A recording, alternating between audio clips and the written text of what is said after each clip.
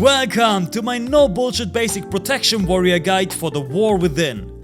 Prot warriors are heavy plated tanks which use sheer anger and their shield to protect their teammates. The playstyle revolves around blocking incoming damage while finding a balance between offensive and defensive cooldowns during battle. In the war within we can choose between Colossus and Mountain Thane as hero talent trees. To keep things simple, I will cover Mountain Thane here since it performs at a similar level in raids while being overall better in Mythic Plus. We have tons of options with our talents, but to keep things simple, here are two talent trees. One for single target tanking and another one for Mythic Plus or dungeons.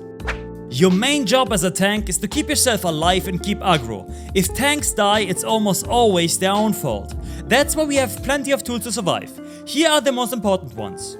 Shield block should be up almost all the time. Use Ignore Pain to not overcap rage. Demoralizing Shout should be used to cooldown. Impending Victory or Bitter Immunity if you need healing. Spell Reflection or Spell Block for heavy magic damage. Then we have Shield Wall and Last Stand as our big defensive cooldowns. And if you have really nothing else left, you can also use Rallying Cry to survive. We also have two stances, Battle and Defensive Stance. If you want to play safe, play in Defensive Stance because you will take less damage. Otherwise, tank in Battle Stance because you have a higher crit chance. And most importantly, never turn your back to your enemies or you won't be able to parry or block their attacks. There's one main rule for your defensive cooldowns.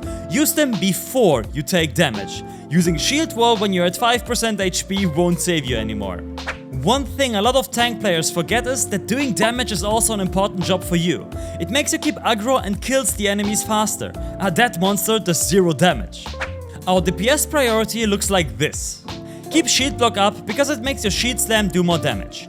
Use Avatar, Ravager and Champion Spear on cooldown. Use Thunder Blast with 2 or more targets. Shield Slam with Violet Outburst on 1 to 3 targets. And Thunderclap with Violet Outburst and Avatar on 4 or more targets. Shield Charge, Shield Slam, Thunderclap, Revenge and Execute.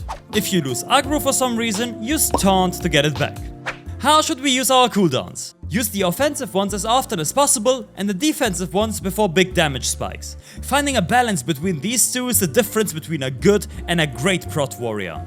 Here is our ideal opener when we start tanking. Throw your Ravager and charge in. Pop Avatar and Shield Block while charging before the first hit. To be safe you can also use Taunt here. Demoralizing Shout, Champion Spear, Shield Charge and Ignore Pain to not overcap rage. After that, just continue with our normal priority list. Here is how you gather mobs for bigger pulls in Mythic Plus or dungeons. Aim to get your bleeds like Rend and Deep Wounds up immediately.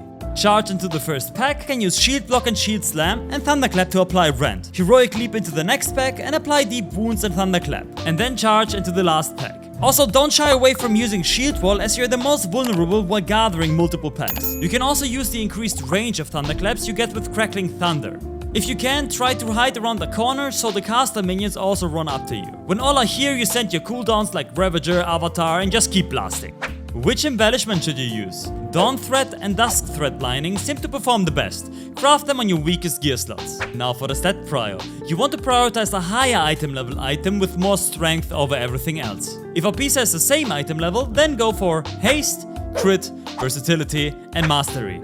You can always sim your character to see what the biggest DPS increase would be.